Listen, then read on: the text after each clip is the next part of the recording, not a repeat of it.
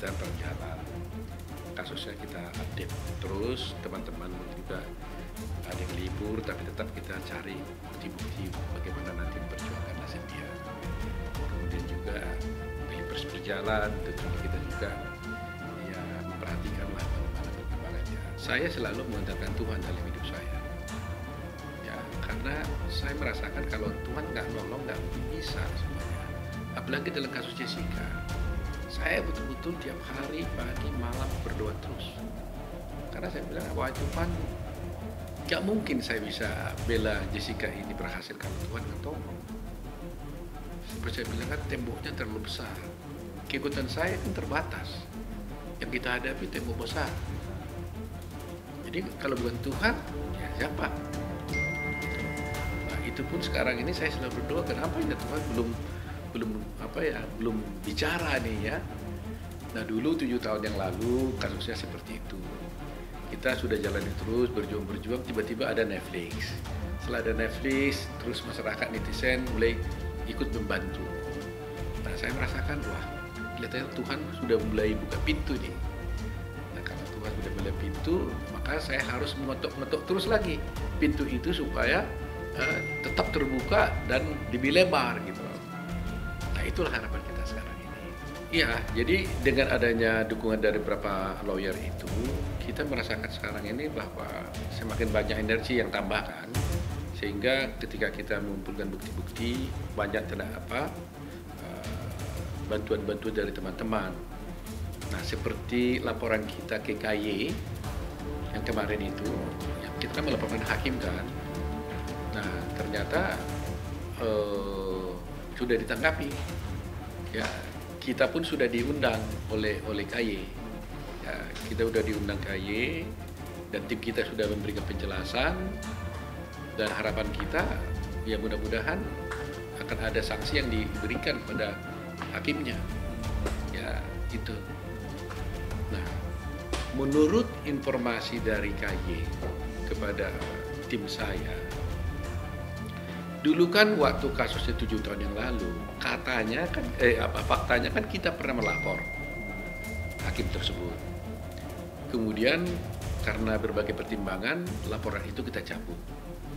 Tapi rupa-rupanya menurut keterangan dari KY ini, ternyata mereka melanjutkan kasus itu walaupun kita cabut. Dan mereka menemukan satu temuan pelanggaran daripada hakim tersebut. Dan sudah diputus, ada sanksi katanya. Ada sanksi dan sanksi itu disampaikan kepada Mahkamah Agung, Badan Pengawas Mahkamah Agung. Nah, namun ketika kita tanya kemarin itu apa sanksi yang dijatuhkan, mereka nggak beritahukan, silakan aja cari sendiri gitu. Nah, ini sekarang kita mau cek ini, ya. Nah, kedua yang kita laporkan kan banyak hal perbuatannya kan. Nah, tapi apakah yang kita laporkan ini yang sudah dijatuhkan pidananya, apa hukumannya, apakah di luar itu ada atau tidak? Tapi kami yakin masih ada satu kasus yang pasti tidak belum diputus karena kasus itu berjalan kan baru-baru ini, yaitu wawancara hakim tersebut di talkshow-nya Rossi Silalagi. Jadi itu salah satu perkembangan yang kita dapatkan sekarang. Nah kedua, sekarang kita mau mengambil bukti-bukti tentang CCTV. Ya. Ketiga, teman-teman sudah mempersiapkan, mungkin juga melaporkan dokter dan sebagainya kepada MKDKI ya, Majelis Kehormatan Disiplin Dokter MKDKI, Majelis Kehormatan Disiplin Dokter Indonesia. Nah karena prinsipnya otopsi itu kan sebenarnya kan wajib dilakukannya dan ada perintah daripada surat kepolisian yang meminta otopsi, tapi dia tidak lakukan. Nah, akibat tidak dilakukannya ini kan menjadikan kasus ini kan menjadi begini bencana buat Jessica kan. Saya katakan bencana karena kami yakin kalau otopsi itu dilakukan itu pasti tidak ditemukan cyanida di dalam tubuhnya Mirna. Jadi tim akan bekerja untuk juga melaporkan kepada Majelis Kehormatan Dokter Indonesia, Majelis Kehormatan Disiplin Indonesia kedokteran ya, MKDKI, Majelis Kehormatan Disiplin Kedokteran Indonesia. Nah dulu saya jadi itunya di situ, salah satu anggota dari MKDKI-nya dulu. Pertama kali MKDKI dibentuk, saya menjadi anggota MKDKI-nya. sangat ada kemungkinan besar sekali dia akan bebas. Kalau saya kira sih nggak akan di awal tahun atau di tengah tahun lah ya.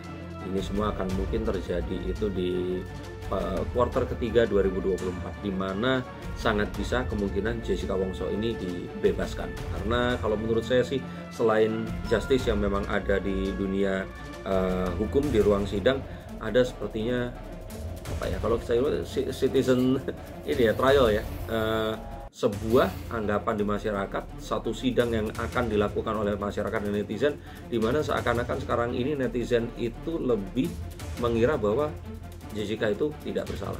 Ada sebuah anggapan bahwa Jessica ini tidak bersalah, maka ada sebuah tuduhan kepada satu pihak bahwa semua ini direkayasa. Nah, ini itu dua hal yang sebenarnya terpisah, tapi yang akan dibuktikan belum kayak yang ini nih, tapi lebih ke bahwa Jessica ini tidak bersalah dulu. Nah, novum itu nanti baru akan muncul untuk membuka kasus. Sesuatu yang akan dituduhkan ke berikutnya, saya pikir itu akan jadi perkara yang baru.